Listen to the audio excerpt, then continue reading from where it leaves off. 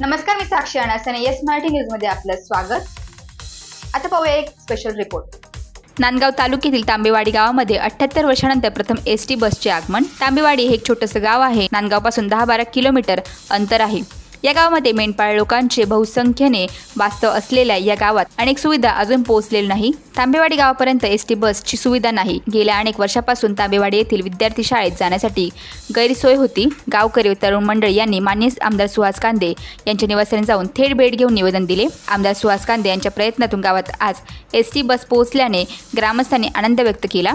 Tambewadi ST बसचे आगमन झाल्याने बसचे स्वागत आमदार साहेबांचे प्रतिनिधी सुनील जाधव, राजेश शिंदे, प्रकाश शिंदे व गावकरी वनाजी खरात, रमेश गोयकर, शांताराम पोकळे, श्रीराम शिंगाळे, बाळू खरात, नामदेव तांबे, नामदेव गोयकर, रामा भडांगे, धना गोयकर, सरपंच संदीप पवार, उपसरपंच सोपान पवार उपस्थित होते।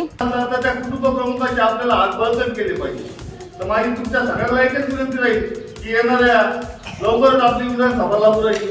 त्या विधानसभेमध्ये अण्णा साहेबांचे हात कसे जास्तीत जास्त बळकट होतील यासाठी सगळ्यांनी प्रयत्न करायचे एवढी तुम्हाला विनंती करतो।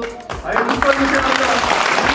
कुठलंही काम आनंदपणे घेऊन जा, कुठलेही दाखले असो, शाळेचे दाखले असो, काही असो, तरी आमचा प्रकाश भाऊ असेल, राजा भाऊ असेल, आताच म्हणजे आनंदाचा विषय असा आहे। अण्णांचे सहकारी बबन काका सोड जमलेले सगळे माझे ग्रामस्थ, या शाळेतील शिक्षक वृंद, माझ्या माता भगिनींनो, सर्वप्रथम आज योग दिन आहे।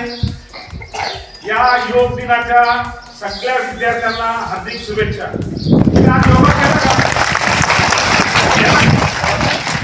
येस मराठी तालुका प्रतिनिधी विजय बडोदे, नांदगाव।